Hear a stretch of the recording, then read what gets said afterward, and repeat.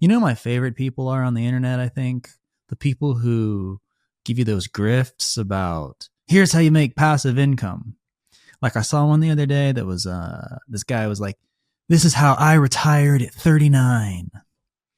Follow my, secrets to unlocking passive income. And every time I see that, I'm like, hold on.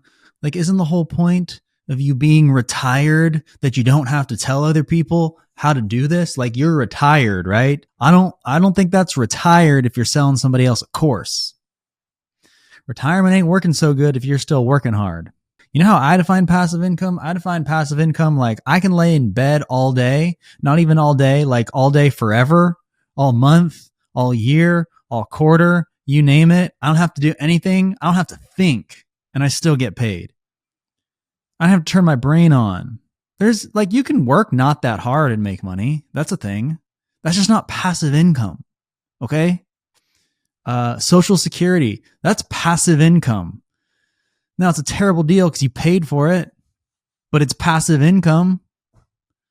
Selling a course, it's not passive income. You got to update that course, because what happens when the new latest and greatest thing comes out and your course ain't worth it no more? I'm renting. It's a great deal for me. And if you think about it, everything's a zero-sum game. Renting is a great deal for me.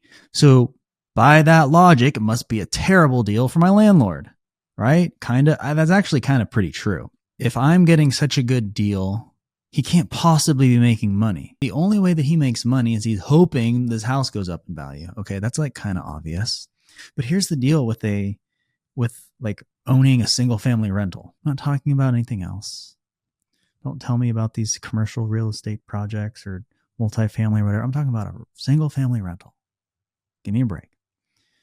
If you own a single family rental, it's like owning a business with an unlimited amount of exposure and downside and obligation and an upside on the amount of revenue you can make. There is only so much rent you can charge in a year. You're not going to charge somebody 16 months of rent in a year and all of a sudden have a really good year. You might, if you're lucky, get somebody to pay you rent for 12 months. If you're really good. And maybe they're really nice to you and they keep your house in good shape, but maybe they suck. And they come over and ask you to do everything that they could do themselves, because that's your obligation as a landlord. Owning a single family rental is owning a business with a cap on the revenue and an unlimited amount of exposure on the downside. Goodness gracious. I saw this chart the other day. Love a good chart. And I think it dispelled what a lot of people kind of think.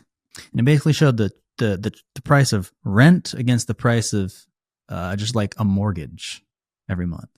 And like default brain says, oh, if I'm a renter, I'm throwing away money and I'm just paying my landlord's mortgage, right? That's what we think. But if you actually go and look at these numbers, like historically speaking, especially recently, it is way cheaper to rent than to buy a house. So is that a good deal for you? Is it a bad deal for the landlord? You do realize that if you're renting a house at market rate and somebody just bought a house and they're paying a mortgage at market rate, they are paying more than you are paying them. That's not a good deal for them. Okay? I don't care about leverage. I don't care about tariffs. Did you see that guy go on CNBC the other day? He owns the Panthers, that crazy man. And he was talking about how he loves China. And they're like, what about tariffs? And he said, I don't care about tariffs. That's my hedge. I don't care about tariffs. I don't care about leverage. I don't care about leverage. Put down $1 to buy 5, whatever. It's worse, actually, because your rent is not covering the cost. At some point, you're paying out of pocket to maybe, hopefully, get some upside at the end. But real estate doesn't go up forever. Did you know that the real estate market in San Francisco peaked in like 2006 and didn't come back for 15 years? A lot of places are still underwater. Trying to sell them, they can't make money. You do realize that the places that are like the nicest, hottest places to live today aren't always going to be like that. Like at some point, all these people are going to leave Austin. Then we can have our city back. And real estate won't be as expensive because no one wants to live here. Supply and demand is real. So if you buy a house and you can't even cover your costs with a renter and the house doesn't go up in value, you're kind of shit out of luck. Sorry, I'm just saying obvious things. Nobody listens to this anyway.